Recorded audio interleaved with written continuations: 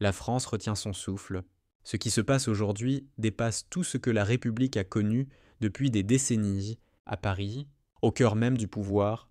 Un vent de révolte s'est levé, mais pas dans la rue cette fois, dans les casernes, dans les rangs de ceux qui, hier encore, juraient obéissance à l'État. Une nuit d'août 2025, à 2h12 du matin, un signal codé s'est échappé d'une base militaire du Loiret, quelques secondes d'un message, mais un séisme politique, des officiers supérieurs ont pris la parole, à visage couvert, pour exiger la démission immédiate d'Emmanuel Macron. Accusé de trahir l'intégrité du pays et de soumettre la nation à des intérêts étrangers, le message a circulé comme une traînée de poudre sur les réseaux cryptés, partagé, copié, relayé par des milliers de comptes anonymes, avant d'être brutalement effacé par les plateformes. Trop tard, la France entière en parlait déjà. Dans la nuit, un régiment entier a refusé d'exécuter les ordres du haut commandement. Ce n'était pas une rumeur, c'était un acte de défi sans précédent. L'armée française, pilier de la République, venait de fissurer, et cette fissure, désormais, s'élargit de minute en minute. Les médias officiels, eux, tentent d'étouffer l'affaire. Un simple incident de communication, répète-t-il, mais personne n'y croit. Les rumeurs enflent, d'autres garnisons seraient prêtes à suivre. Certains parlent d'un mouvement coordonné, d'une désobéissance militaire en gestation, d'autres d'un avertissement, d'un ultimatum silencieux adressé à l'Élysée, car depuis des mois, la tension monte, le président Macron, obsédé par son autorité, multiplie les décisions controversées, prolongation de l'état d'urgence militaire, envoi de troupes dans des zones sensibles, restriction de budget dans la défense, pendant que lui parle de sécurité nationale, les soldats parlent, eux, d'humiliation, de mépris, de trahison. Sur les réseaux, la colère explose. Macron hors la loi, l'armée avec le peuple, sauver la République. Les hashtags se multiplient.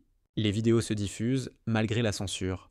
La tempête numérique s'étend, incontrôlable. Et derrière cette révolte militaire, une question terrifiante s'impose. La France est-elle en train de glisser vers une crise de régime ? Jamais depuis 1958, l'équilibre entre pouvoir civil et commandement militaire n'avait semblé aussi fragile.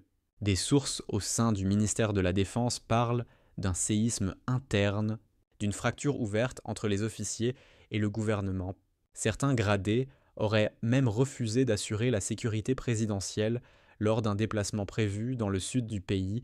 Les services de renseignement redoutent désormais un scénario cauchemardesque. Une mutinerie organisée, coordonnée, nationale, mais ce n'est pas tout. Des rumeurs persistantes évoquent des fuites internes, des documents classifiés qui prouveraient que certaines opérations militaires auraient été ordonnées sans autorisation du Parlement, voire contre les recommandations du haut commandement. Cette situation rappelle étrangement l'affaire de 2022, quand des exercices militaires secrets à la frontière espagnole avaient provoqué un tollé national et des manifestations monstres de Bordeaux à Lille. À l'époque, des symboles républicains avaient été brûlés, des drapeaux déchirés, et le slogan Macron démission, hurlé dans les rues, résonnait comme un cri de guerre. Mais en 2025, la colère a changé de visage. Elle est plus froide, plus calculée, plus stratégique. Elle vient de l'intérieur. Aujourd'hui, la République vacille, non plus sous les cris des manifestants, mais sous le silence lourd des militaires. Ce silence-là est 1000 fois plus dangereux. Car quand les hommes en uniforme cessent d'obéir, c'est tout l'édifice de l'État qui tremble.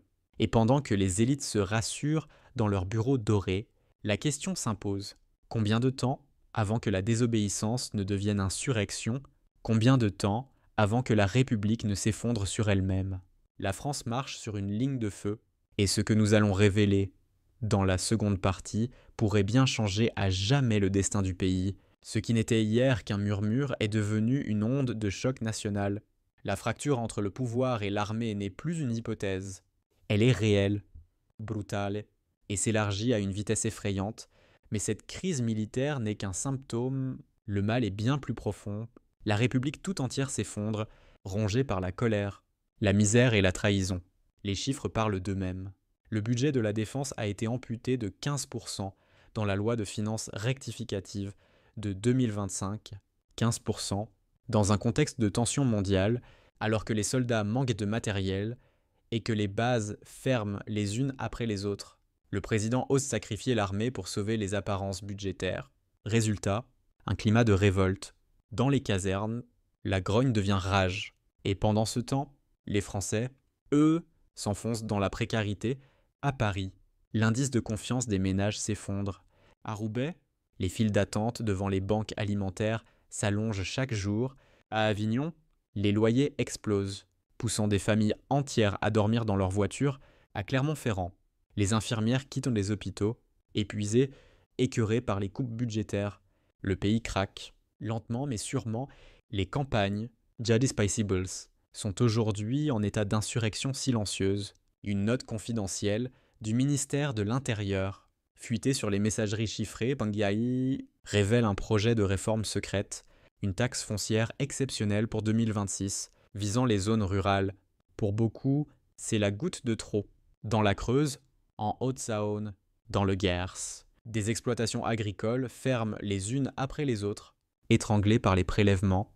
Les artisans, les commerçants, les retraités, tous se sentent trahis. À Chartres, à Limoges, à Colmar, des petites entreprises vendent leur matériel pour payer leurs dettes. À Béziers, à Saint-Étienne, les retraités forment des collectifs pour lutter contre la hausse des prix. Partout, la même colère.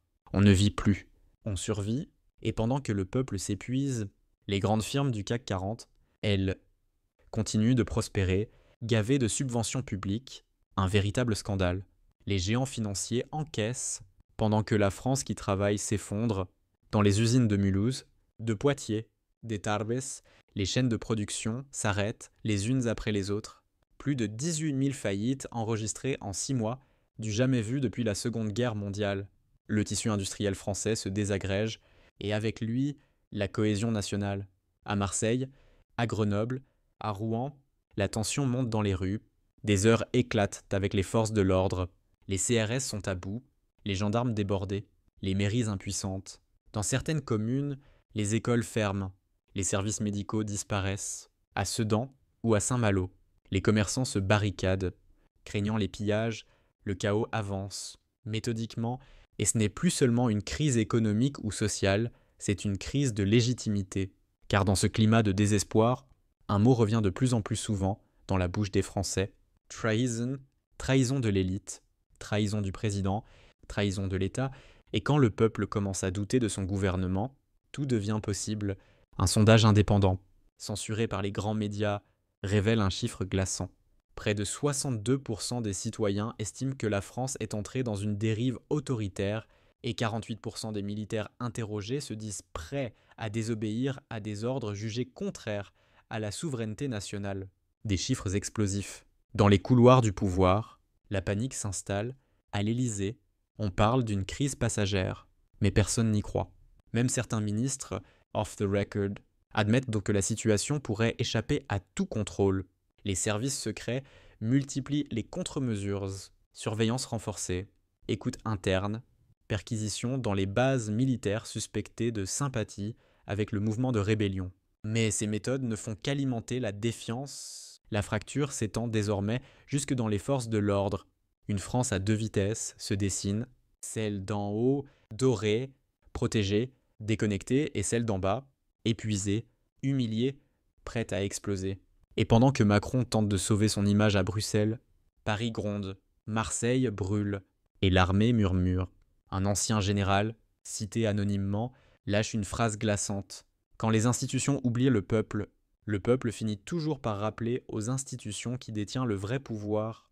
La République n'est plus qu'une façade craquelée, prête à s'effondrer au premier choc. Et ce choc, il arrive, la question n'est plus si, mais quand le peuple se lèvera, quand l'armée parlera, quand l'ordre établi s'effondrera, la France entre dans une zone de tempête dont elle ne sortira pas indemne.